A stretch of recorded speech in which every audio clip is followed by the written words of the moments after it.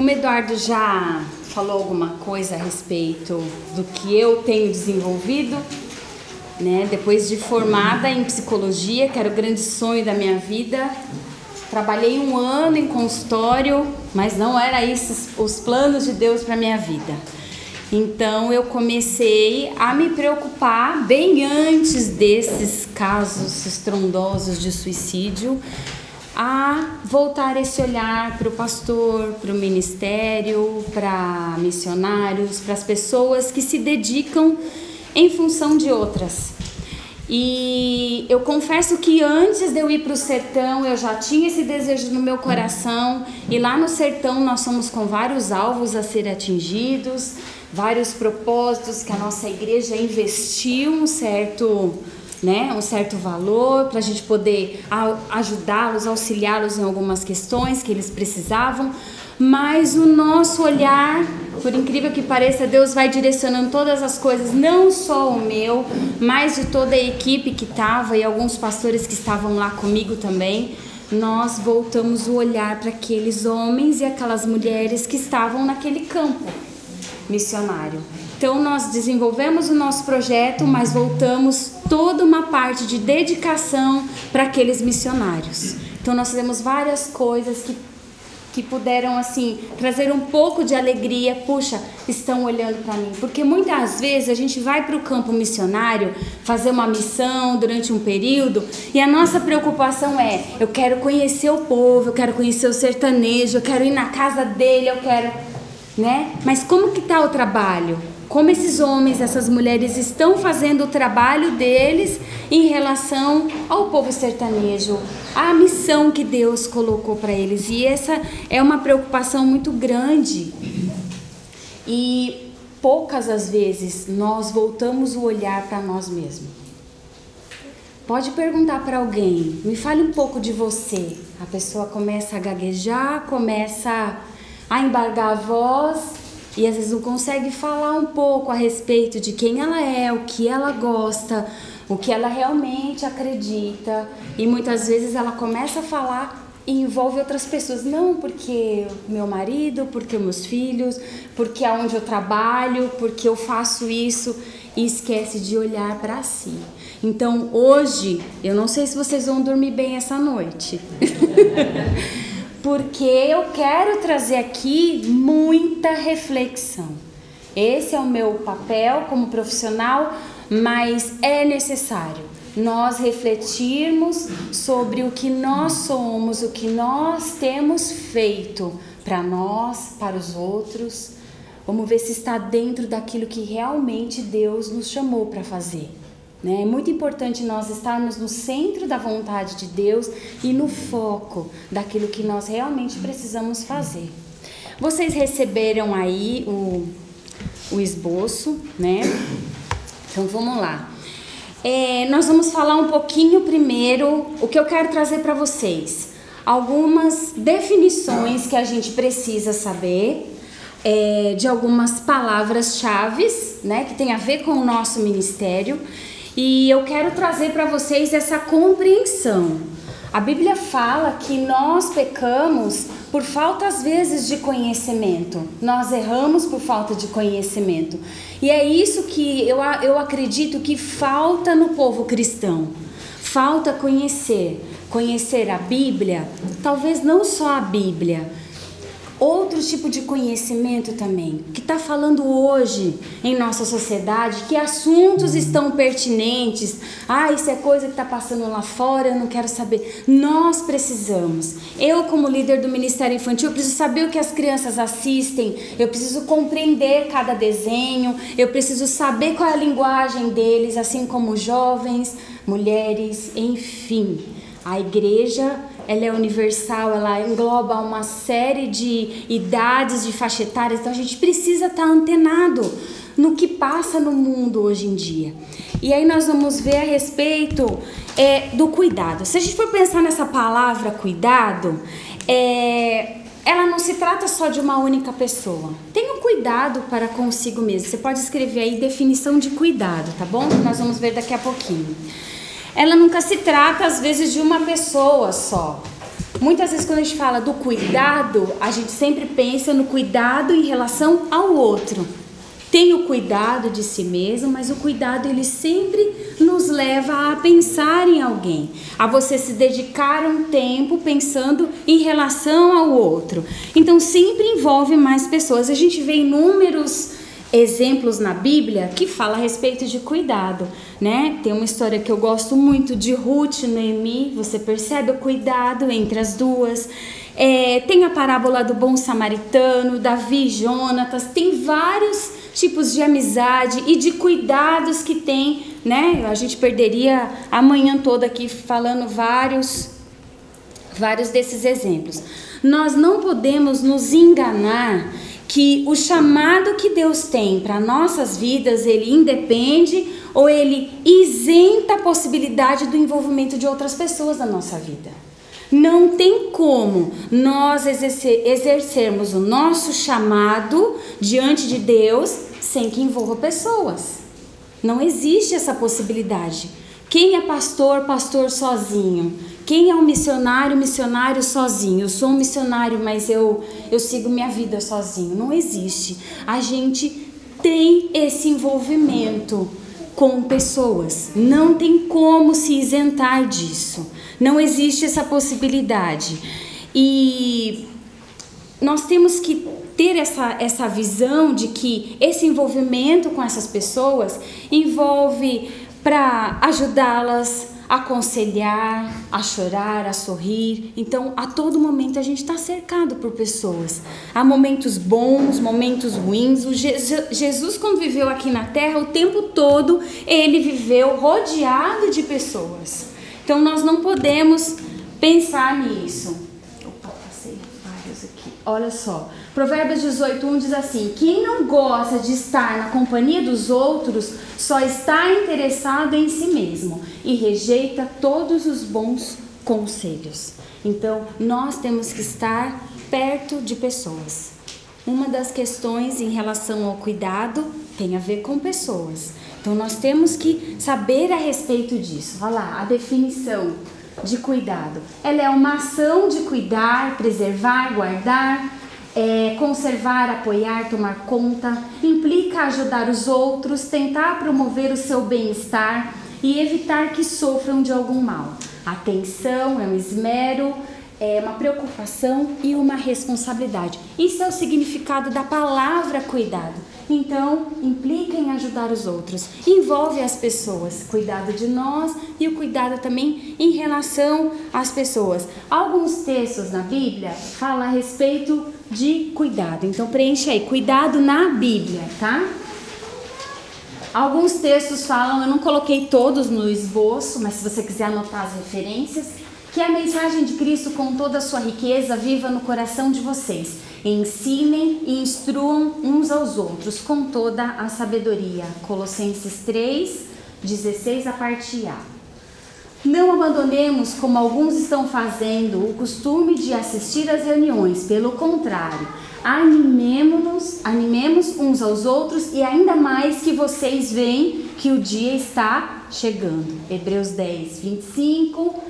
E todos continuavam firmes, seguindo os ensinamentos dos apóstolos, vivendo em amor cristão, partindo o pão juntos e fazendo orações. Atos 2:42. Portanto, confessem os seus pecados uns aos outros e façam oração uns pelos outros, para que vocês sejam curados. A oração de uma pessoa obediente a Deus tem muito poder. Tiago 5:16. É melhor haver dois do que um, porque duas pessoas trabalhando juntas podem ganhar muito mais. Se uma delas cai, a outra ajuda a se levantar. Mas se alguém está sozinho e cai, fica em má situação, porque não tem ninguém que o ajude a se levantar. Eclesiastes 4:9 e 10. Tem muitos textos na Bíblia que falam. Eu grifei algumas palavras em vermelho que tem a ver com esse estar junto, com esse andar junto, com esse caminhar. Eu quero aqui trazer para vocês uma reflexão a respeito do que Deus nos chamou. O que verdadeiramente Deus tem para nós como pastores. como estar à frente de algo, estar no direcionamento daquilo que Deus nos chamou. O chamado não tem aí no esboço de vocês, mas eu quis enriquecer mais a respeito disso para a gente ir numa gradativa, em vários passo a passo. Uma definição de chamado: quem se chamou, que foi convocado, convidado, escolhido, que recebeu uma designação, denominado. Você foi chamado para algo. O chamado de Deus para as nossas vidas, eu aprendi isso e eu confesso que eu guardei isso no meu coração, que fez todo sentido para mim. Ele tem a ver com a nossa existência, com aquilo que você é por essência, com a sua identidade. O chamado, ele não tem a ver com fazer. Fui chamado para fazer algo. Não é somente o realizar, o estar disposto a fazer algo. Deus nos chamou para a salvação, mas Ele também nos chamou para a nossa própria existência. Eu quero explicar para vocês algo que na criação do mundo, Deus criou Adão, Ele chamou Adão à existência. Todos nós sabemos disso. Deus soprou o fôlego de vida e ali, naquele momento, Adão passou a existir. Deus o chamou a existir. A Bíblia fala que Adão tinha uma tamanha intimidade, tamanha comunhão com Deus, de conversar com Deus todos os dias, porque Adão sabia quem ele era e Deus sabia quem era Adão. Deus tinha um propósito, Deus tinha um plano original para a vida do ser humano e foi com essa expectativa que Deus criou Adão. Quando nós esquecemos verdadeiramente daquilo que nós somos, da nossa própria identidade, da nossa essência, um dia Deus olhou para você e Ele te separou para fazer algo. Deus te chamou para fazer algo. Então, quando nós não sabemos, nós esquecemos dessa verdadeira identidade, nós não sabemos o nosso chamado. Quantos pastores estão à frente de igrejas e não sabem o que faz? Colocam as suas próprias vontades, os seus próprios planos, os seus próprios desejos e muitas dificuldades acontecem. E muito adoecimento com tudo isso também acontece. Estão perdidos dentro da sua própria existência, de não saber o que realmente ele foi chamado para fazer. Adão, num certo momento, ele se perdeu. Ele se perdeu em si mesmo. Quando eu falo Adão, quando eu falo homem, eu estou englobando ali a existência de Eva, né? Porque Eva teve uma grande parte nisso também. E quando ali eles se perdem, Deus começa a o procurar, ele está escondido. E Deus o chama novamente. Adão, onde você está? E eu quero que vocês se perguntem hoje, aonde você está? Será que você está realmente no centro daquilo, da vontade de Deus para a sua vida, naquilo que Deus te separou para fazer? E o chamado, como eu falei, não é algo para se fazer. Eu vou plantar uma igreja, eu vou evangelizar, eu vou fazer, eu vou acontecer. Não tem a ver com isso, mas com você. Quando você sabe para aquilo aonde Deus te colocou, para aquilo que você nasceu, para aquilo que você está pronto a realizar algo, as coisas vêm e acontecem. O Eduardo sempre usa uma frase falando que Deus dá a visão, Ele que dá a visão, Ele dá a provisão. É dessa maneira, essa filosofia de vida que nós temos aqui na igreja. Ai, como começou? Como que foi para esse número de pessoas? Como que é esse tanto de criança? Não sei dizer para vocês. Mas a gente começou a se dispor. Qual é a voz do Senhor para hoje? O que o Senhor quer que eu faça hoje? Quais os seus planos? A gente tem que fazer planos, a gente tem que fazer projetos? Temos. Mas não ultrapassar aquilo que Deus está nos direcionando a fazer. Nós temos que ir com calma. Muitas vezes a ansiedade toma o coração, né, de nós, seres humanos, e a gente vai falar um pouquinho a respeito disso. Então, ele tem a ver com aquilo que nós, verdadeiramente nós somos. Para estar em conexão com Ele, com Deus, todos os dias, sem interrupção. Deus, é uma manhã de segunda-feira. Eu podia estar dormindo, eu podia estar descansando. O que o Senhor tem para mim hoje? O que o Senhor quer fazer através da minha vida hoje? E o chamado de Deus para as nossas vidas, ele descortina tudo que nós achamos que nós somos, que nós podemos fazer. Quero dizer uma verdade para você aqui hoje. Pastor, líder, missionário, evangelista, vocês não podem nada. Quem pode é Deus através da vida de vocês. Amém? Eu creio que vocês estão captando a minha mensagem aqui. Deus falou muito comigo. Há 1 ano e meio eu estou trabalhando em cima desse tema. Já li vários livros, já li vários artigos, já fui ouvir muitas pessoas e Deus fez uma reviravolta na minha vida, nos meus conceitos, na tudo aquilo que eu achava que muitas vezes era verdade para mim e que as coisas tinham que funcionar dessa forma e não é desse jeito. Eu tive que me desconstruir de tudo aquilo que eu achava que era verdade para minha vida e garanto para vocês que vale a pena. Tem sido uma bênção. Você já se perguntou quem você é? Qual é a sua identidade? A identidade, eu não estou falando do seu RG que você carrega na carteira não, tá? Quem é seu nome, data de aniversário, seus pais, quem você é ali no mais íntimo. O que Deus diz a respeito de quem você é. O que Deus fala a respeito de você. E o chamado, gente, é diferente do dom. Muitos não sei se sabiam a respeito disso. O dom, o que é? A minha qualidade inata, natural, a minha aptidão natural, meu talento, é uma dádiva, uma graça recebida por Deus. É algo que nasceu com você. Muitas pessoas são mais agitadas, mais expressivas, tem a ver com temperamento, características, ótimo. Por exemplo, vou dar um exemplo de mim. Eu tenho habilidade com trabalho manual, mas isso não quer dizer que eu toda a vida trabalhei com ministério infantil. Também não. Mas eu tenho muita facilidade com trabalhos manuais e artesanato e coisas assim, confeccionar alguma coisa. O meu chamado tem a ver com isso? Não necessariamente. Talvez Deus te chamou para fazer algo maior, menor, grandioso, que não tem a ver com aquilo que realmente você sabe fazer. Talvez o saber cantar, ou ter o dom de cantar, não quer dizer que eu vou gravar um CD. Então, a gente tem que saber essas definições de cuidado, do meu chamado, do dom, compreender, ter o entendimento daquilo que nós somos separados. Então, a gente tem que entender essas nomenclaturas para que a gente tenha compreensão de tudo aquilo que nós vamos falar a respeito desse tema de cuidar dos que cuidam, agora no decorrer da nossa mensagem aqui, dessa nossa reflexão.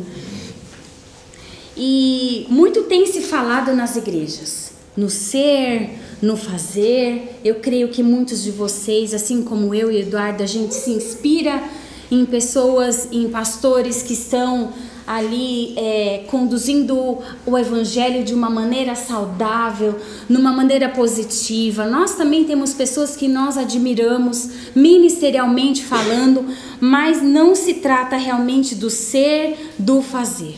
E esse ser, fazer, tem adoecido muitos pastores. E me choca, ao mesmo tempo que eu fico feliz de Deus ter me despertado para esse tema, tudo que eu li, vocês nem queiram saber. É muito triste que pastores, homens, mulheres, chegaram a tal ponto, até mesmo de cometer o suicídio. Né? E é isso que nós vamos ver aqui.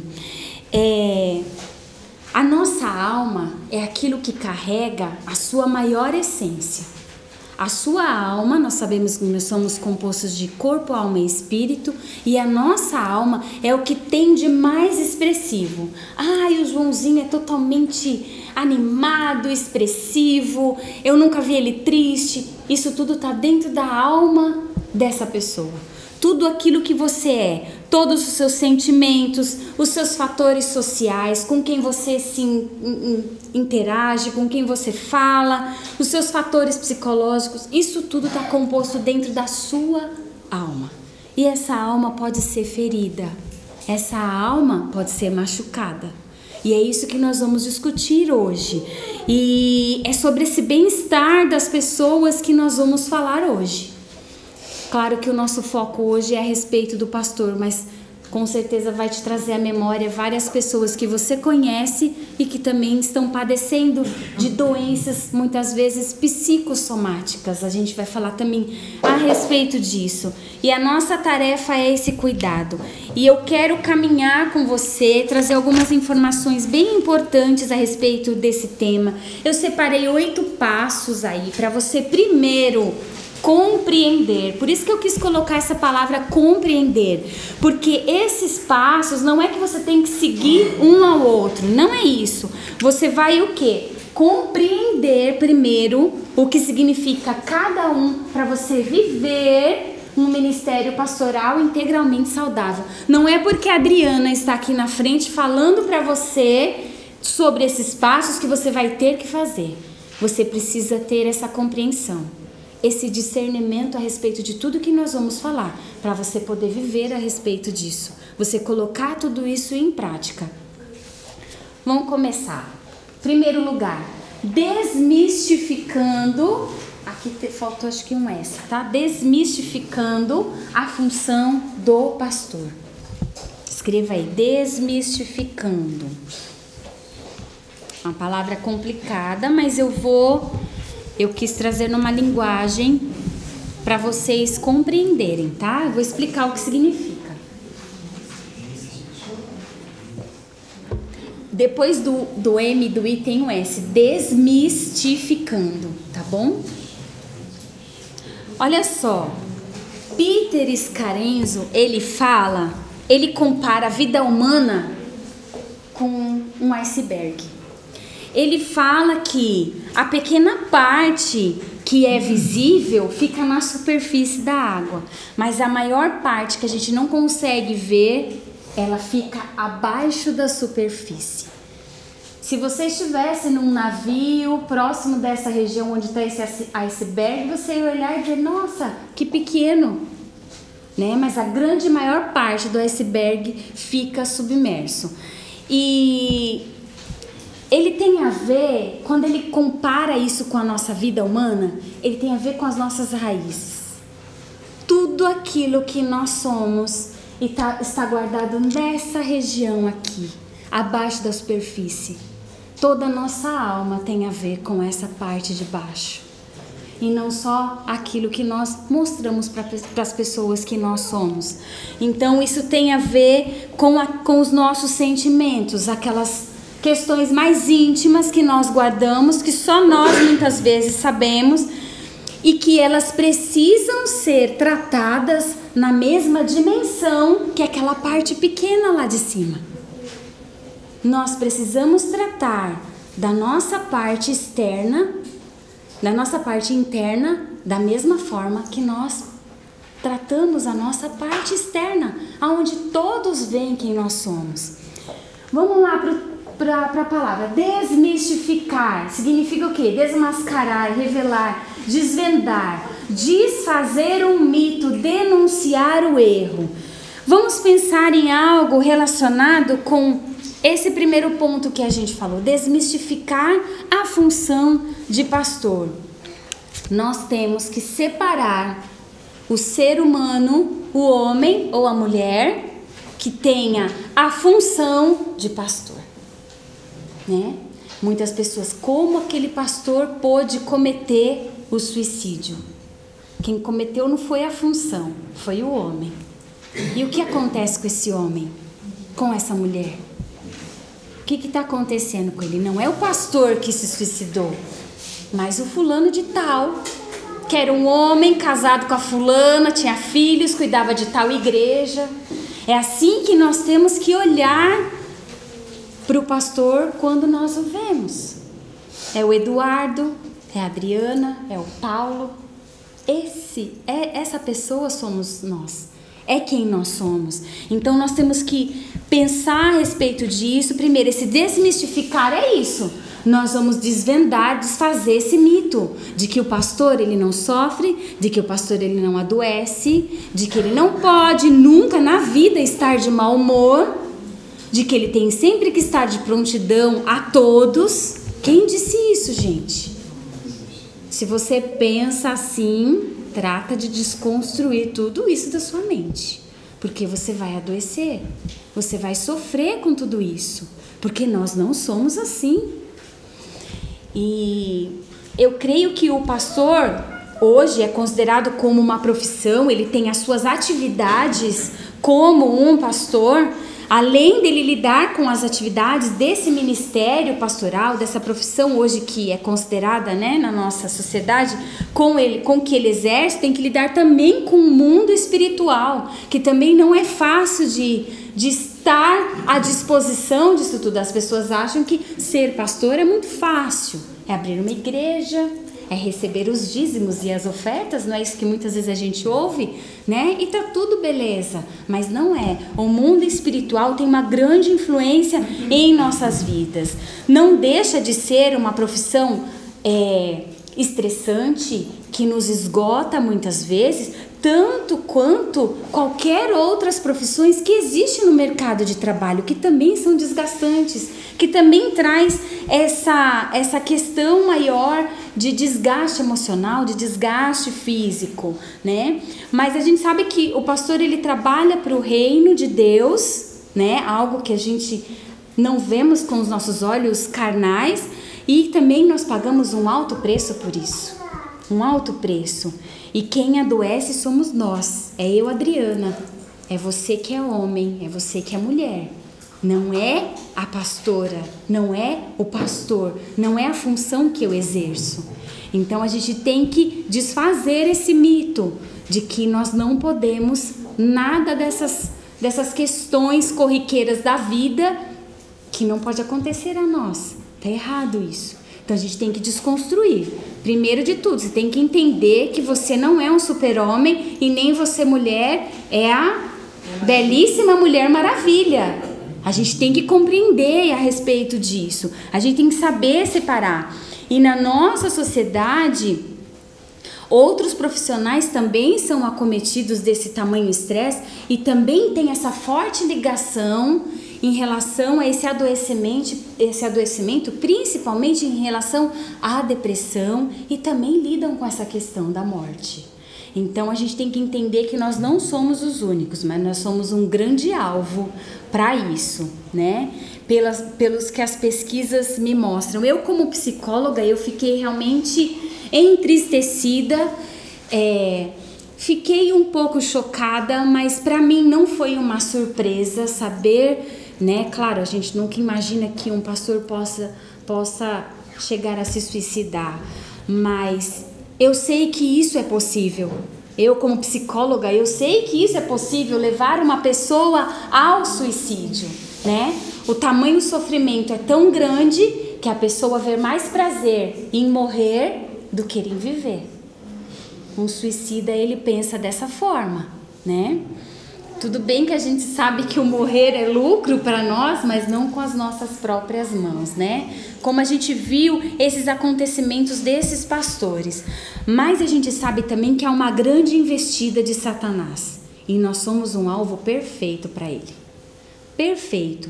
Nós temos que entender que alguém estando em depressão pode cometer um suicídio, que há uma série de questões que eu vou falar aqui para vocês também, mas a gente sabe que há uma investida muito grande de Satanás em relação à nossa sociedade. A gente sabe também que a sociedade hoje em dia é uma sociedade mimada, né? Mimada. A começar das crianças, dos bebês, e eu falo isso sem vergonha nenhuma de dizer, porque é isso que eu vejo, é isso que a nossa sociedade tem imposto. A sociedade ensina algo e nós replicamos aquilo que a sociedade nos ensina. E além de imatura, é uma sociedade que não colabora com nada para o bem-estar da família, né? Aquilo que é primordial, que nasceu no coração de Deus. A gente vê que a sociedade está aí e está para deturpar isso, e muita influência disso é maligna. Nós sabemos disso, nós não podemos nos isentar disso, tapar os nossos olhos E muito resultado disso, desses tipos de comportamento inconsequentes, é a destruição. A destruição do povo de Deus, a destruição das famílias, a destruição da igreja. Qual é o nosso papel quando a gente lê lá na palavra de Deus? Vigiar e orar. Quando? Sempre, sem cessar. Orar sem cessar. É essa a nossa grande batalha. É isso que nós precisamos estar atento, porque Satanás está por trás desse cenário. E a gente tem que ter essa compreensão também. Ele tem uma função de tratar não só as mais variadas doenças, mas para vários tipos de pessoas, ele traz essa enfermidade de doenças psíquicas. Nunca se esteve falando tanto a respeito desse assunto como hoje em dia. Eu fiz um acampamento de crianças o ano passado e eu disse para os pais que eram com 110 crianças, e eu disse para os pais, tragam a medicação que a criança está tomando ali, né? Às vezes está tomando um antibiótico, algum remédio controlado. E todas as crianças trouxeram uma bolsa enorme com medicação. Jesus. Medicação que... Mas ela está doente? Não, ela não está. Eu trouxe porque ela precisa dessa medicação, caso aconteça isso ou caso não aconteça. E várias crianças tomando medicação tarja preta. Várias crianças. Aqui, de dentro do nosso meio, porque o acampamento foi realizado com crianças da nossa igreja. Crianças estão adoecendo desde cedo. A depressão infantil, ela já existe com as crianças. Então, nós não temos que cegar os nossos olhos e dizer, as doenças não existem. Eu estou dizendo para vocês que elas existem. Se elas não existissem, eu não tinha me formado em psicologia. Elas existem. Algumas precisam ser medicadas? Precisam. Para um período. Acabou aquele período, bora retomar nossa vida, nosso dia a dia. Não estou dizendo que você não deve tomar. Não estou criticando ninguém que toma. O psiquiatra trabalha muito em parceria com o psicólogo. Mas eu estou dizendo que você ser dependente de algo a vida inteira. Deus nos chamou para isso. Vamos batalhar, vamos restituir para nós a nossa saúde física, a nossa saúde emocional. Muitas pessoas vêm me procurar e dizem, eu não consigo dormir, eu não consigo fechar os olhos, eu passo a noite inteira em claro. Tem alguma coisa errada. Vamos tentar averiguar o que acontece, como que estão sendo os seus hábitos, né? Então a gente precisa estar atento a tudo isso. E muitos líderes que passaram pela história da nossa igreja também adoeceram. E eu pesquisei e trouxe alguns para vocês compreender. Abraham Lincoln, ele escreveu uma carta, ele foi o 16º presidente dos Estados Unidos e ele e sua família eram membros de uma igreja batista. Ele declarou numa carta para John Stewart, dizendo assim, sou agora o mais miserável dos homens viventes. Se melhorei, não posso dizer. Tenho terrível pressentimento de que não. Charles Spurgeon, ele também foi um grande pregador de todos os tempos, mas esse homem dirigia multidões de mais de 22.000 pessoas. Ele enfrentou uma depressão durante toda a sua vida.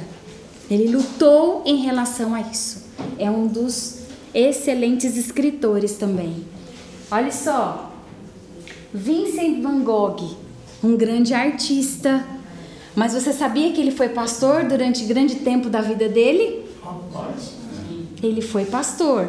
E Van Gogh sofria de depressão. Numa crise, ele chegou até cortar a sua orelha, tentou tratar-se, mas acabou tirando a sua própria vida com um tiro no peito. Martin Luther King, um homem que teve uma grande vida marcada por grandes esforços heróicos, teve grandes intervalos desesperados de depressão e levou até preocupá-lo com a morte. Madre Teresa de Calcutá, olha o que ela disse numa declaração dela. Disseram que Deus me ama, ainda assim a realidade das trevas, da frieza e do vazio é tão grande que nada toca a minha alma. A gente sabe que é grande e desafiador. O profeta Elias, ele declara em 1 Reis 19:14: Ó Senhor Deus Todo-Poderoso, eu sempre tenho servido a Ti, mas o povo de Israel quebrou a sua aliança contigo, derrubou os teus altares e matou todos os teus profetas. Eu sou o único que sobrou e eles estão querendo me matar. Tamanho desespero dele em não saber lidar com o povo. Moisés disse assim em Números 11, 14, 15: Eu sozinho não posso cuidar de todo esse povo. Isso é demais para mim. Se vais me tratar desse jeito, tenha pena de mim e mata-me. Se gostas de mim, não deixes que eu continue sofrendo desse jeito. Um discurso, um diálogo de Moisés com Deus. Nós também podemos passar por dificuldades. Nós também podemos passar por problemas. Vamos desmistificar, acabar com esse mito de que o pastor não pode isso, não pode aquilo outro. Você é uma pessoa, um ser humano, falho, cheio de erros, com seus perrengues, suas crises, seus mau humor de vez em quando, da sua função de ser pastor, de ser evangelista, de ser missionário. Tá bem? Vamos para o 2. As crises vocacionais e ministeriais existem. Bem-vindo à nossa realidade. Pastores, líderes enfrentam diversas necessidades e dificuldades na vida pessoal, familiar, financeira. Em todas as áreas a gente apresenta dificuldades e enfrenta desafios, seja com a igreja, no desempenho, você como pastor dentro da igreja, às vezes um alvo que não conseguimos atingir.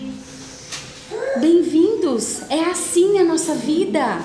Como eu disse para vocês, vocês não podem nada. Quem pode é o Senhor na sua vida. E é isso que nós acreditamos. E muitas vezes esse não saber lidar com tudo isso leva muitos líderes eclesiásticos a uma grande crise vocacional, alguma grande crise ministerial. E a causa de muitos problemas psicossomáticos, de grandes doenças, que você é acometido e que você não sabe a causa, já fui em vários médicos especialistas, não acham nada. Ou eu tenho um grande problema no meu estômago, ou qualquer parte do meu organismo, não acham a causa disso. Muitas vezes é aquilo que você somatizou. Tem a ver com isso.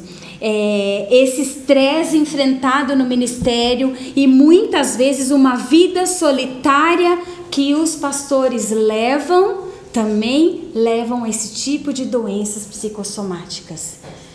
E muitas vezes a depressão e até, como a gente viu, muitos pastores chegam ao suicídio.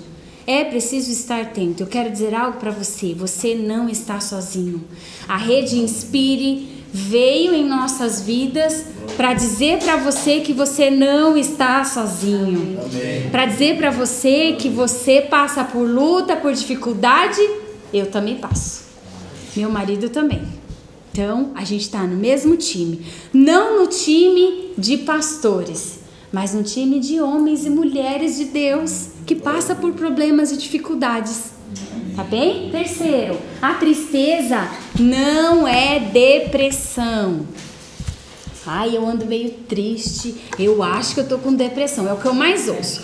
Agora tem uma banalização da depressão e eu preguei isso aqui num domingo e eu quero trazer para vocês, porque vocês não são aqui da igreja, a grande maioria. Cuidado com aquilo que você fala.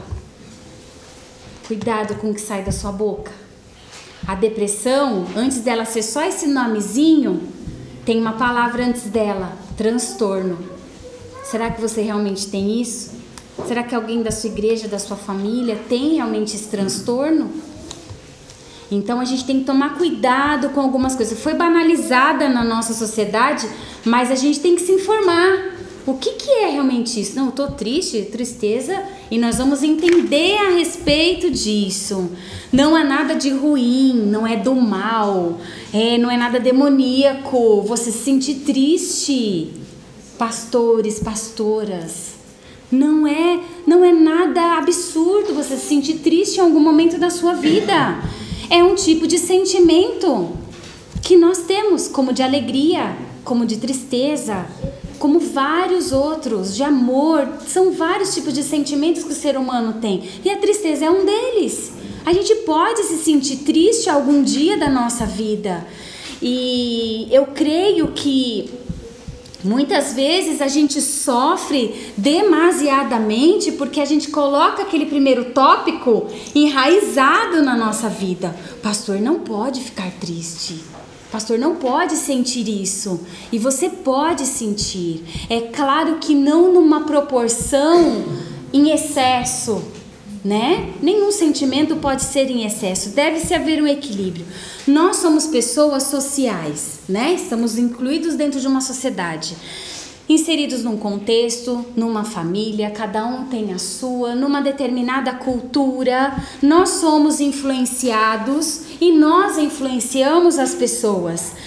Nós, seres humanos, precisamos saber lidar com o nosso sofrimento, com aquele dia que amanheceu um pouco mais nublado. A gente precisa lidar com tudo isso.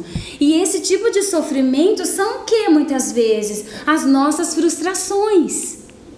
E hoje em dia a gente tem percebido que as pessoas não sabem lidar com a frustração, com aquilo que não deu certo, com aquilo que... Será que era realmente o que Deus tinha para as nossas vidas? Vamos sacudir a poeira, levantar, não foi desse caminho? Peraí, Deus, vou orar, vou buscar a tua direção e vamos partir, vamos continuar. Muitas pessoas ficam estagnadas, paralisadas nesse sofrimento, e aí é que vem uma série de doenças. A tristeza passa por um longo período, a pessoa não quer mais sair de casa, e aí vai se agravando várias situações. Eu fico muito preocupada com essa geração de pais com filhos pequenos. Porque a minha preocupação, a sociedade ensina aos pais que as crianças não podem ser frustradas, que as crianças não podem ser contrariadas, e nisso que atrapalha o desenvolvimento infantil das crianças. E nós compramos essa ideia. É lei da palmada, é lei de não sei mais o que, é lei de mais não sei o que lá. Eu conversei muito com uma esposa de um pastor muito amigo nosso que mora há mais de 30 anos nos Estados Unidos, e que lá é muito mais difícil essa correção, né? Com palmadinhas, que não faz mal para ninguém. Eu sou uma psicóloga liberal, viu, gente? E ele falou, eu perguntei para ela, o nome dela é Raquel, eu falei, Raquel, me conte, você criou seus 3 filhos aqui nos Estados Unidos, como que é essa questão de educação para você que é brasileira? Ela disse, nunca faltou uma palmada. É claro que eu não fazia em lugar público, mas eu levava num cantinho, era em casa, era muitas vezes no banheiro, que no banheiro não tem câmera, dos lugares públicos, e ali eu corrigia meus filhos. Ela falou assim, nunca precisei não deixar de fazer isso em algum momento da vida deles, e foi muito útil na educação deles. É claro que muitas vezes o conversar resolve, muitas vezes não resolve, gente. Muitas vezes não resolve. É claro que eu não estou falando para você aqui espancar seu filho, não é isso. Mas eu acredito que a gente tem que saber disciplinar os nossos filhos. E isso me preocupa, porque é uma geração... Vocês sabem que a maior pesquisa de depressão... Gente, escutem isso. De depressão vai ser... O maior número de casos de depressão vai ser daqui a uns anos, porque vai começar com essa geração de crianças hoje. Por que muitos homens chegam... Estou dizendo homens, tá? Não estou me referindo a pastores. Porque muitas pessoas são acometidas muitas vezes ao suicídio. É claro, tem uma série de questionamentos, de vivências, enfim. Uma série de questões orgânicas também, porque a depressão também tem uma questão medicamentosa, de alguma coisa que falta no seu organismo, tá? Mas também... essa liberação de que eles podem fazer tudo, os adolescentes têm que se expressar da maneira que querem. Meu filho tem, quantas vezes eu ouço? 12, 13, 14, não quer mais vir para a igreja, irmã. E quem manda dentro dessa casa, minha gente? Fala para mim, a pergunta que eu me faço é essa. Porque se mora debaixo do meu teto, vive às minhas custas, vai aonde eu quero que vá. Você vai sair esse final de semana? Vai. O outro não vai. É assim. Eu tenho filha que tem 18 anos e que saiu do período de adolescência, mas ainda tem algumas coisas ainda de adolescente, e na minha casa funciona dessa forma. Não tem eu não quero ir, eu não vou, eu não estou afim, porque eles são assim. E muitos pais respeitam a opinião, porque senão vai ficar rebelde, né? Vai até me agredir. Quantas vezes atendi pessoas que foram agredidas pelos filhos? Então, gente, a gente tem que acordar para isso. E as pesquisas mostram, olha, psicólogos, psiquiatras, médicos, que a geração de crianças que não tem tolerância nenhuma à frustração vai ser uma grande chance, uma grande probabilidade, mais de 90% de chance delas serem adolescentes e jovens e adultos depressivos. Porque não sabem ouvir o não. Então, essa frustração, ela é importante na sua vida, na minha vida. Ela me faz a refletir, puxa, não deu certo aquilo que eu planejei, eu vou elaborar melhor, então eu vou sair daqui e vou partir para outro. Vou ver o que Deus me direciona a fazer, é na minha vida, é na minha família, é um plano de comprar uma casa, é planos na sua família, é planos dentro da igreja. Saiba a direção que Deus tem para a sua vida.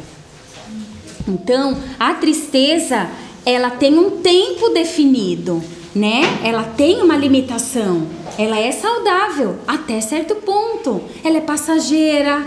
Olha a diferença de que ela não é uma depressão. A tristeza é um dos inúmeros sintomas da depressão, mas ela não é uma depressão. Eu estar triste não quer dizer que eu estou deprimido, em depressão, porque a depressão é algo mais cristalizado.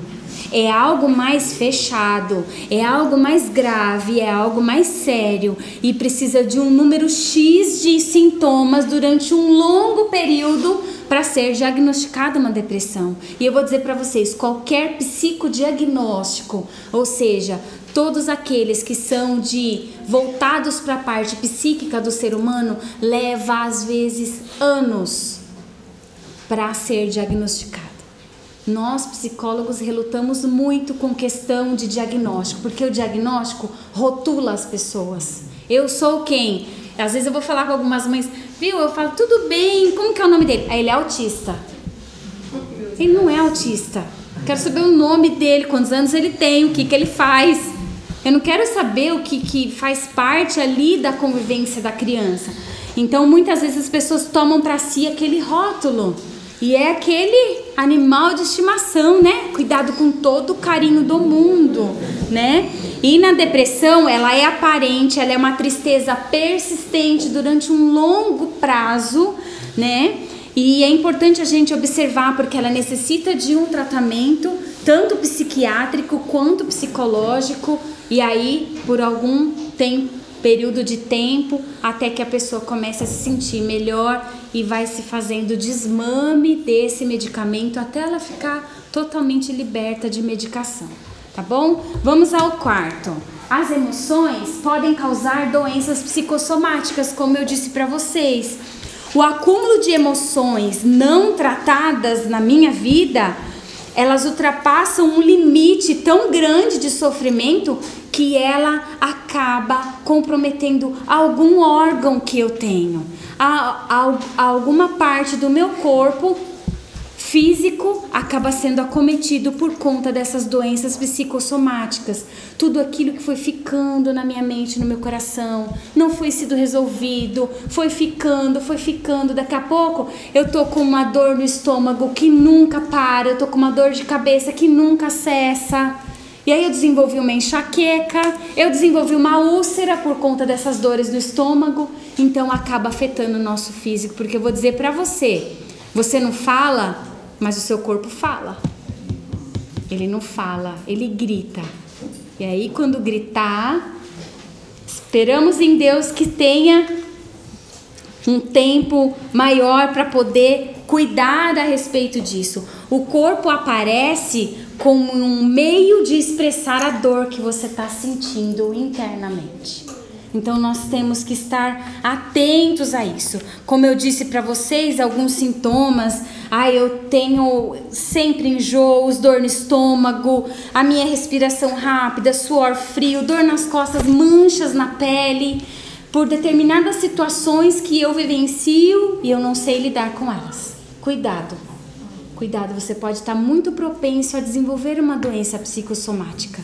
A gente tem que tomar cuidado com isso. Como eu disse para vocês, as dermatites, tem uma doença na pele, já fiz tudo que é teste, que exame e não consigo saber o que está acontecendo, né? Procure ajuda, a gente está aqui para isso, certo? Estamos no mesmo time, mesmo barco. O pastor também sofre de estresse emocional. Será que ele se desequilibra assim também emocionalmente? Minha resposta é sim. Tem uma síndrome que ela é pouco falada, mas ela é um alto índice de um público a desenvolver essa síndrome. Mais de 90% são os pastores. É a síndrome de Burnout. Alguém já ouviu falar sobre ela? Síndrome de Burnout. E ela é uma síndrome por esgotamento profissional.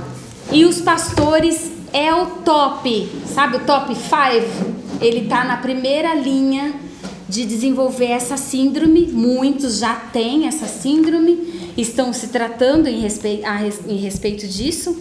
E ela é de extrema importância. A gente precisa ter um conhecimento sobre a influência do estresse na qualidade de vida, né? Como você está muito estressado. Às vezes o estresse é só um nervoso, às vezes pode ser emocionalmente. Muitas vezes você pode estar com esquecimento corriqueiro. Nossa, eu estou esquecendo muito das coisas. Você está com uma carga de estresse muito grande. Por isso que está havendo esses lapsos de esquecimento. Então isso é uma das coisas que eu estou citando, tá bom? Há esse desgaste. E essa síndrome me chamou muita atenção. Quando a gente foi lá pro sertão, teve um dia que a gente teve de 10 dias, 10, 12 dias, eu acho, lá no sertão. Um dia nós tivemos de folga. Então a gente levantava 7 e pouca da manhã e só ia dormir bem tarde da noite, porque era uma série de programação. Nós íamos nos quilombos, nos povoados e aí por aí vai. E um dia, que foi a nossa folga, veio um psiquiatra dar uma palestra para os missionários e fazer uma avaliação com cada um deles. Diz que é um trabalho que eles têm também de parceria. E depois que terminou, eu muito curiosa, né? Fui conversar com algum deles e fui perguntar como que tinha sido, como é que foi e tudo mais. Depois eles falaram que eu poderia ter participado da palestra, eu não sabia, eu quis deixar eles à vontade. E um deles veio me procurar, muito triste, e a gente já estava conversando todos aqueles dias. E ele falou assim, eu recebi um diagnóstico. Aí eu falei, é mesmo? Do que é? Eu já tinha ouvido falar da síndrome, e aí ele falou que era a síndrome de Burnout. Aí eu falei assim, faz sentido para você essa síndrome? Faz um pouco. Há 4 anos eu não tiro férias. Eu vivo com o povo sertanejo 24 horas do meu dia. E eu não tiro férias. E eu fiquei triste porque além dessa síndrome que ele me diagnosticou e já me deu a receita com as medicações que eu tenho que tomar, ele falou que eu preciso largar tudo agora, que eu tenho que entrar em férias agora. Eu falei, realmente é isso que você tem que fazer. E ele relutou ainda para tomar o remédio. Eu fiquei com o celular dele, nós voltamos para Sorocaba, eu fiquei acompanhando até hoje, eu acompanho ele por mensagem e a gente conversa muito e eu pergunto como ele tá. Hoje ele já não toma mais medicação, mas ele tirou, se eu não me engano, foi 4, 5, eu não me lembro, quase 6 meses de férias. Ele teve que tirar. Então ele ficou afastado um longo período, retornou agora. Eu falei, agora você entende que a cada ano você precisa de férias, você precisa se desligar desse povo. Ai, mas eu não consigo. Eu falei, peça força a Deus que você vai conseguir. E os pastores muitas vezes são assim. Eu não consigo sair de férias, o telefone não para, e fica ligando na igreja para saber o que acontece, e fica atrás dos irmãos que estão responsáveis. Sabe o que você está dizendo para esses irmãos que você deixou responsável? Que eles são incompetentes. É verdade. Se eu confio, olha gente, foi um tratar de Deus na minha vida e na vida do meu marido. A gente não conseguia se desligar muitas vezes. Hoje a gente tira férias. É claro que o nosso celular não vai ficar totalmente desligado. Não achamos o pastor Eduardo em nenhum lugar na face da terra. Claro que tem alguma coisa de extrema urgência que a gente precisa, com certeza, mas a gente confia no time que a gente tem. A gente confia naqueles obreiros que estão do nosso lado. Né, Tarso? Olha lá, eles estão vibrando lá atrás. É isso aí, gente. Você está dizendo para ele que ele não sabe fazer, que ele é incompetente. A gente tem que desligar. É sua folga. Não fale com ninguém, não atenda ninguém. Tente respeitar você mesmo, não é sua família, mas é o seu tempo. Você sabe que pesquisas também, eu gosto de ler muito, sou muito curiosa, então eu vou atrás de informação. Que quando a gente entra em férias, tudo bem, tem pastores que tiram 15 dias, beleza, vou respeitar esse tempo. O ideal é 30, tá? Sabe por quê?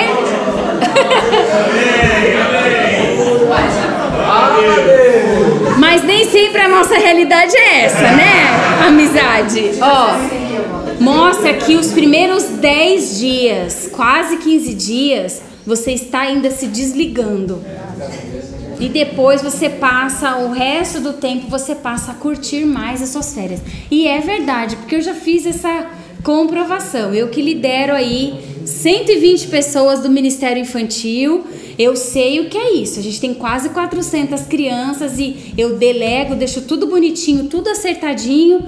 E aí, a gente sabe que a gente, puxa, eu acho que eu esqueci de falar tal coisa, esqueci de deixar tal coisa, né? Esqueci, e aí por aí vai. Mas a gente tem que aprender a se desligar.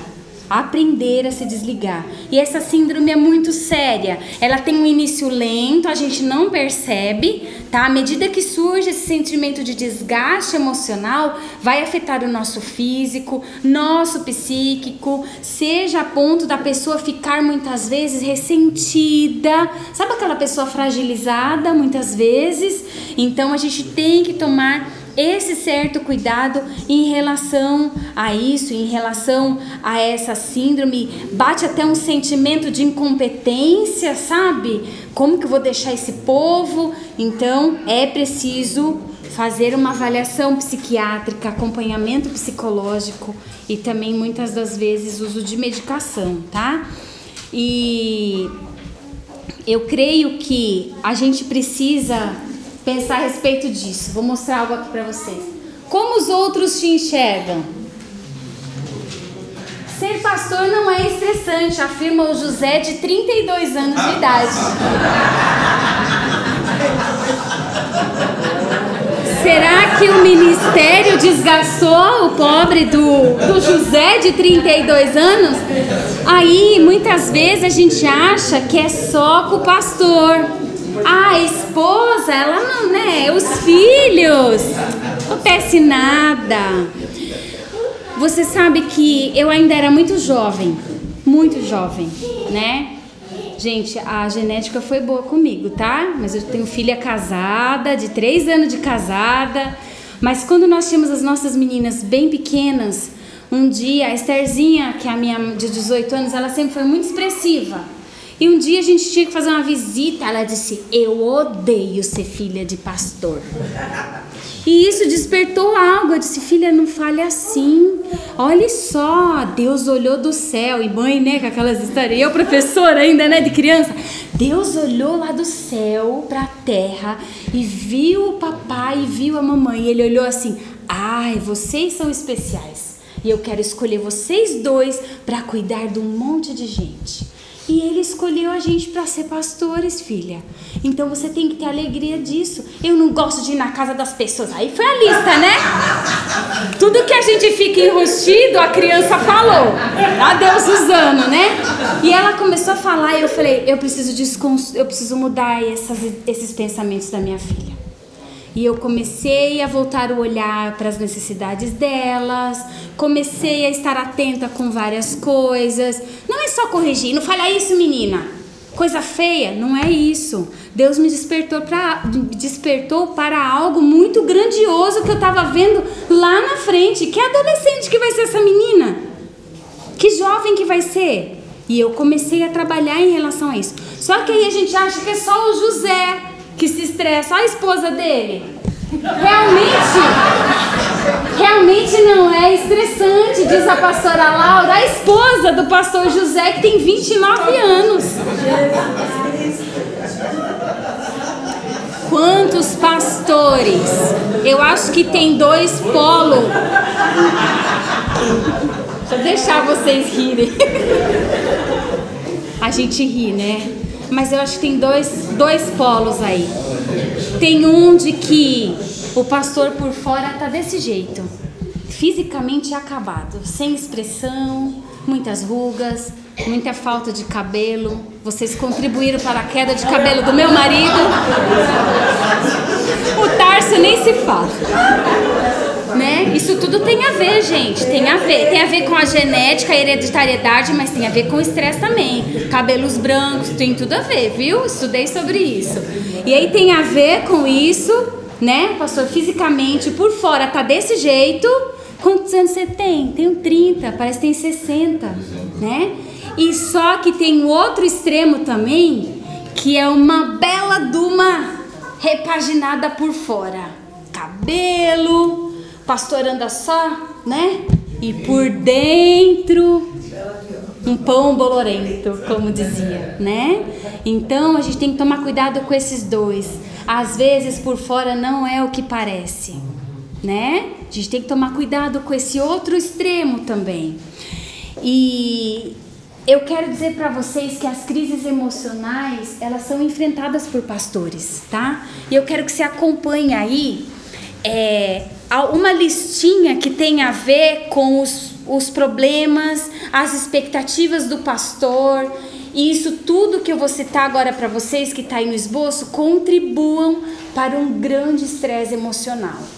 Primeiro deles, o pastor deve ser um homem perfeito. Falamos já um pouco a respeito disso, né? A posição que ele ocupa, porque ele é um representante de Deus aqui na terra, aleluia. A gente tem que tomar cuidado com isso. Somos representantes? Somos. Mas não deixamos de ser quem nós somos. Do que você gosta? Jogar bola, de ir pra praia, de correr, de andar de bicicleta. A gente não pode esquecer esse lado humano que nós temos, né? E há uma cobrança interna, muitas vezes leva esses pastores a uma grande solidão. Há uma grande solidão e também tem outro lado, a expectativa dos membros. Olha, teve uma vez que nós chegamos aqui na igreja, tinham recém-chegados, já tinha um ano mais ou menos. E eu me lembro que o culto começava pontualmente. O Eduardo me ensinou muito a respeito disso. Deixa eu encher as bolas dele, né? A respeito de horário. Horário é o que mais ele fala em casa. Vamos, gente, olha o horário. O tempo todo. Mas a gente tá aprendendo. Às vezes, né, vai se maquiando no carro, é aquela coisa, né? A mulher sempre precisa de uns minutos a mais. E a questão do horário. E aí uma irmã, ele tava atendendo na sala, era no outro templo ainda. E uma senhorinha chegou, era bem nos primeiros meses da nossa igreja aqui, tudo muito novo. E ela falou assim: irmã, falta 5 minutos, cadê o pastor? Ele não veio hoje? Veio, irmã, ele tá atendendo lá embaixo, ele já vai subir. Mas pastor, onde que tá, irmã? Onde tá o pastor? Porque falta 1 minuto.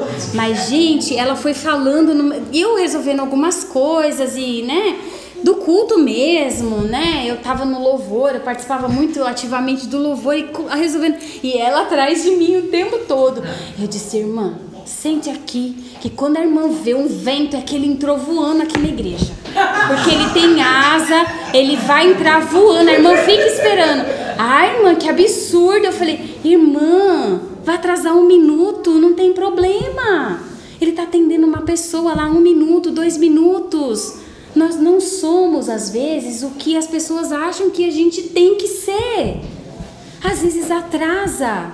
Às vezes a gente não está se sentindo bem. A gente não está com um sorriso no rosto. As pessoas precisam entender. Eu sou uma pessoa muito intensa. Se eu tô feliz, gente, eu tô. Se eu tô triste, eu tô. Então todo mundo vê. Você não tá bem hoje? Não estou. Prefiro ficar quieta no meu canto, choro quando tem que chorar. Às vezes as pessoas veem, tá tudo bem, tô chorando, presença de Deus, tô nos perrengues aqui com ele, né? Estamos discutindo uma relação. É isso aí, gente. É assim que a gente tem que viver. Mais leve, mais suave, né? Jesus foi assim. E a gente tem que também que não atingir essa expectativa dos seus membros. Tá certo? Olha lá. Pastores, líderes e seus familiares estão sempre em evidência. Isso é verdade. Mas não coloque você mais evidência neles, né? Eles estão em evidências, mas eles também são como nós.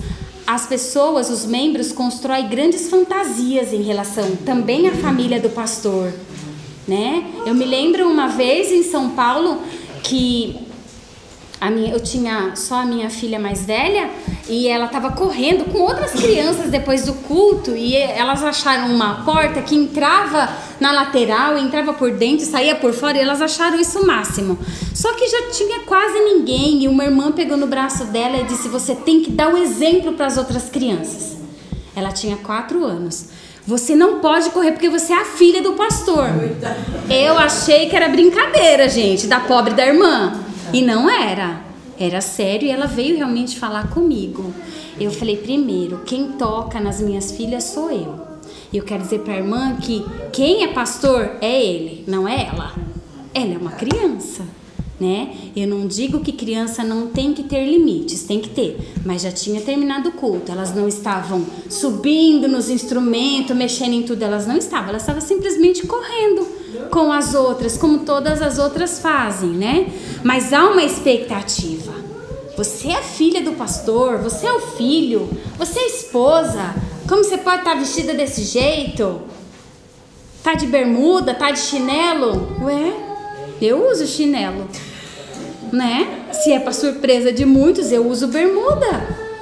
É assim mesmo. Então a expectativa vem. Vamos lá. Pulei alguma? Não. A má remuneração, às vezes, claro que depende muito da realidade. Isso tudo gera uma crise, né? Um estresse emocional, porque às vezes a esposa tem que sair para ir trabalhar fora, deixar os filhos o dia inteiro na escola para complementar muitas vezes a renda familiar. Muitas vezes até o pastor tem que trabalhar fora para poder complementar a renda. Isso tudo contribui. Isso são pesquisas que mostraram alguns itens que levam a uma crise emocional, a um estresse emocional na vida do pastor. É claro que cada um dentro da sua realidade, tá bom? A ansiedade por sucesso na administração dos planos. Muitas vezes o pastor é ansioso em que dá certo os planos que ele fez, as campanhas, enfim. A gente, aí se ocorre alguma coisa que não deu certo, ocorre ali uma frustração, aí o pastor fica ali chateado, né? Todo o pessoal que estava no maior empenho. A gente tem que saber lidar com tudo isso, com essa ansiedade. Ansiedade é boa? É boa. Às vezes a gente se sente ansiedade com uma viagem que nós vamos fazer. Não vê a hora de acordar, ver um familiar, visitar alguém, receber alguém na sua casa. Mas ela tem que ser numa dosagem certa, né? Não, eu tô aqui, tô pensando que eu vou fazer à tarde e à noite. Aí, tá à tarde e à noite, eu tô pensando no amanhã. E você fica. Eu sempre fui uma pessoa muito ansiosa. Eu, pela minha profissão, e se eu soubesse que seria tão bom, eu teria feito antes. Eu fiz terapia por 3 anos e pouco. Agora já até conversei com meu marido, vou retomar minhas terapias. Ai, nossa, a esposa do pastor faz terapia? Faço. É um bem que eu faço pra mim, porque é algo profissional, é algo que eu confio, de preferência se vocês forem procurar psicólogos cristãos, tá?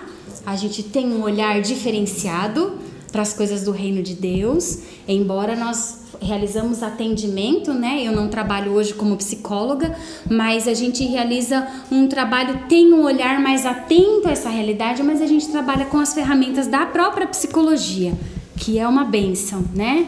E aí, um olhar cristão é bem melhor para isso. E aí, eu precisei lidar com essa minha ansiedade, mas eu falo para vocês que uma vez que Deus falou algo tão grande comigo, foi o que me tratou da ansiedade. Deus, eu estava tão ansiosa com várias coisas e Deus olhou para mim e disse assim: se você continuar com essa ansiedade, eu quero dizer uma coisa para você. Você está duvidando do que eu sou capaz de fazer na sua vida. Porque o amanhã é meu, não é teu. Pare de se preocupar. Pare de ficar ansioso. E eu quero dizer isso para você hoje. Vence essa sua ansiedade. Toda vez que você ficar acelerado, não duvide do que Deus pode fazer. Amém. Ele que tem que ter o comando da sua vida e não você. Tá certo? Serviu de grande bênção na minha vida.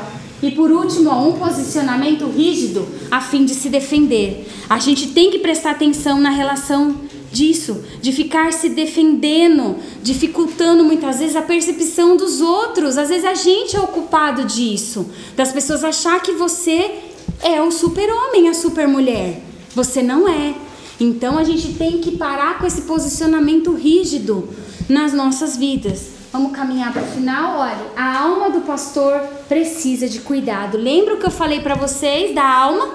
Que é tudo que vocês são, seus sentimentos. Ela precisa de cuidado. Olha o que esse texto diz em 1 Timóteo 4,16. Cuide de você mesmo e tenha cuidado com o que ensina. Continue fazendo isso. O quê? Cuidar o quê? De você mesmo. Pois assim você salvará tanto a você mesmo como os que o escutam. Então a gente precisa ter cuidado nisso. Muitos pastores, homens e mulheres foram treinados a conduzir o seu ministério, a ter essa vida ministerial, mas não fomos treinados a cuidar de nós mesmos para depois cuidar das pessoas. Continue fazendo isto. O quê? Cuidar de você mesmo. Em primeiro lugar, você precisa estar bem para você poder estar bem para os outros. A gente precisa saber disso. O doar, o chamado ministerial, ministério pastoral, não é somente o doar-se. O ide, quando Jesus fala ide por todo mundo, não é isso. É você ser para as pessoas aquilo que realmente você vive. O que realmente você é, esse é o puro evangelho. Então, é um pacotão, gente. A gente é carregado do que nós somos, do que nós temos, nossa família, os cachorros, perrengue, as crises, mau humor, é carregado de tudo. É assim que nós somos. João Calvino, ele fala que, a respeito de todo esse tema, que o primeiro trabalho do pastor é cuidar de si mesmo. João Calvino disse isso. E o próprio Jesus, ele disse que seria fácil? Não disse. Ele disse que seria difícil, mas que o fardo dele é leve e é suave. Amém? O melhor cuidado que você tem que ter é no local, é onde você está, é na sua igreja. Isso aqui é uma bênção, você saiu um pouco fora da sua realidade, é uma maravilha, mas um trabalho preventivo dentro da sua igreja, pessoas olhando para você, se preocupando com você, você cuidando de si mesmo, é a melhor solução, é a melhor remediação. O trabalho preventivo é muito melhor do que você depois tratar algo mais emergencial. 7. Proteja as suas prioridades. Eu quero fazer uma pergunta. Qual é as 2 prioridades na vida do pastor? As suas maiores prioridades. Pensa lá numa escala.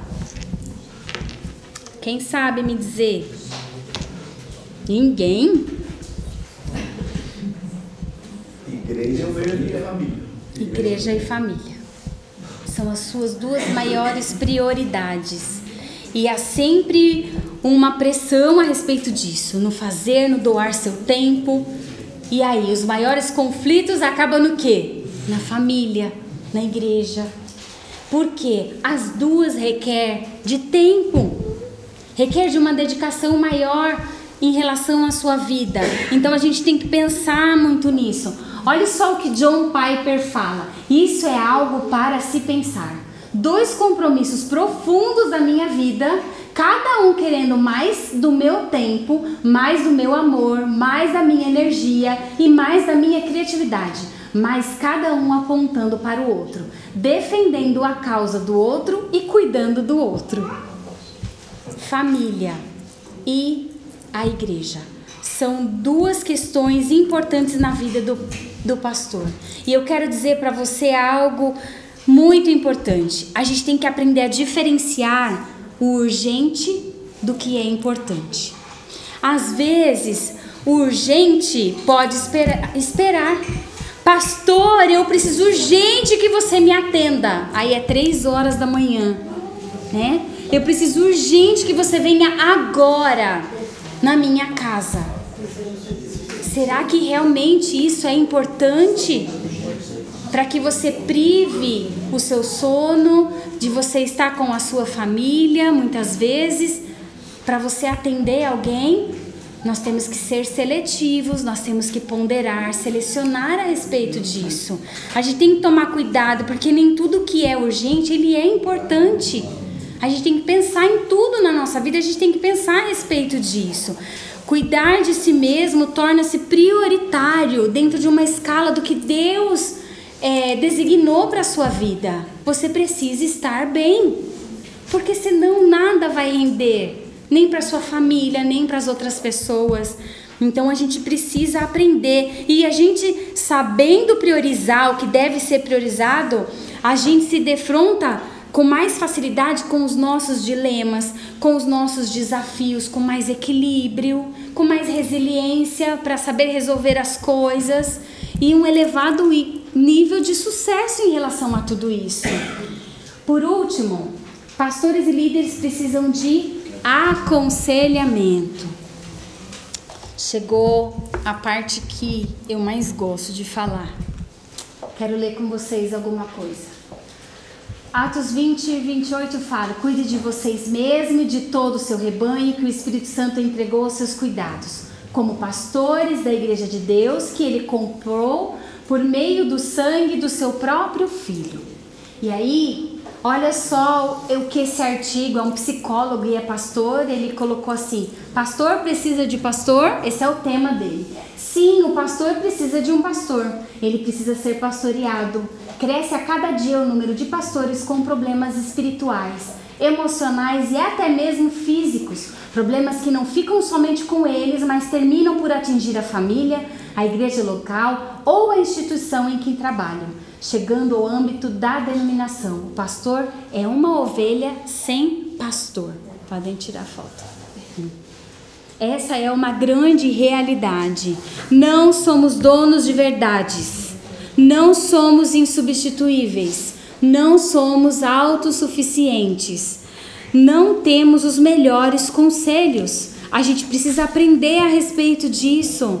A gente precisa ter uma vida equilibrada, física, na nossa saúde, na nossa vida emocional, com os nossos familiares, a nossa vida espiritual, né? Então é muito sério isso. E é uma grande... Todos os artigos, todos os livros que eu li fala da importância do aconselhamento para pastores. Não é aconselhamento dos pastores, porque isso é o que mais vocês fazem, aconselhamento pastoral. Mas vocês terem alguém para vocês serem vocês mesmos. Olha o que diz aqui esse autor. O aconselhamento para os líderes e pastores se instrumentaliza e tem importância como uma válvula de escape. Alguém com que ele possa desabafar, ser ele mesmo e confidenciar suas limitações, desejos, frustrações, sonhos, culpas e medos, sem a preocupação de ser julgado e até mesmo ser mal visto. Ter o direito de ser humano como qualquer outra pessoa. Nós precisamos disso.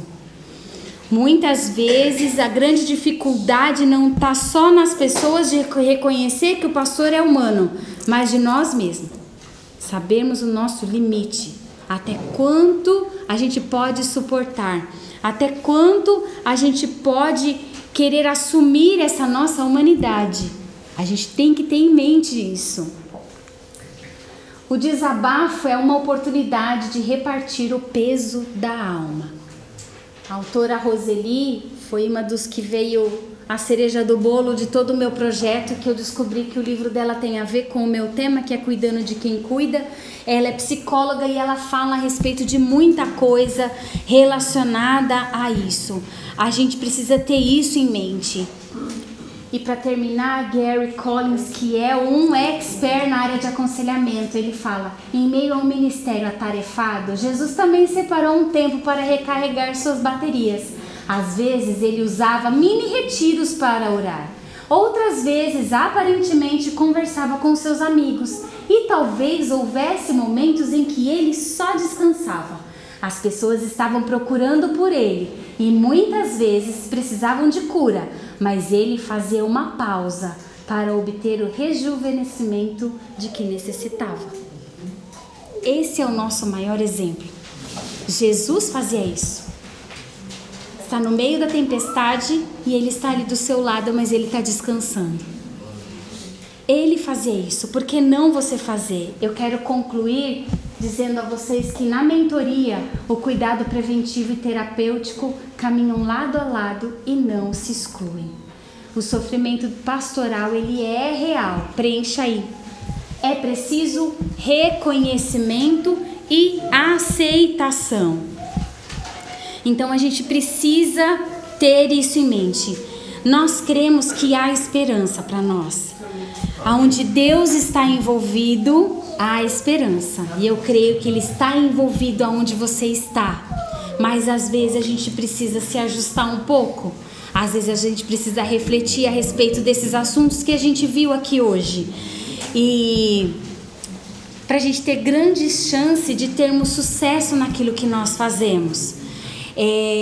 Esse reconhecer e aceitar é extremamente importante nas nossas vidas. E eu quero finalizar agora dando uma tarefa para vocês. Vocês não vão fazer isso agora. Eu quero que vocês façam sozinhos, vocês quietinhos, no ambiente do seu quarto, do seu particular com Deus. Eu vou entregar uma folha, ela é frente e verso. Na frente, você vai colocar de segunda a domingo a sua rotina de pastor. O que você faz? Mas não precisa colocar os horários. Coloca assim: atendimentos pastorais é o que eu faço, visita, nananã. Coloca aí. Pensa algum dia da sua semana o que você faz. Eu sei que a agenda pastoral ela é muito flexível, né? Mas escreve tudo. E atrás, primeiro você vai rever toda essa sua semana. Ver o que tem de importante ali. Se tudo ali é importante. Se tem alguma coisa que escapa aí no urgente. Urgente pode... outra pessoa talvez possa fazer por você. E aí você vira e você vai escrever o seu diário. E aí você escreve ali com o seu coração aberto uma oração a Deus. Daquilo que você gostaria de melhorar. Daquilo que você precisa da ajuda dele. Daquilo que naquela quarta-feira você tem por fazer, você não consegue delegar e você não consegue abrir mão. Então coloca os seus sentimentos, os seus pensamentos, aquilo que te aflige, aquilo que você tem medo, escreve ali um diário. Eu fui da época de ter diário, as meninas acho que sabem isso, meu querido diário, né? E ali a gente escreve o nosso dia, vai ser mais ou menos assim com você. Só que é sua conversa com ele, não é comigo. Agora, a partir daqui, é com você. Que Deus possa realmente fazer você refletir, que você tenha extraído algo de bom aqui, tanto coisas boas como algo que está pegando para você, que esteja ruim e que você precisa melhorar.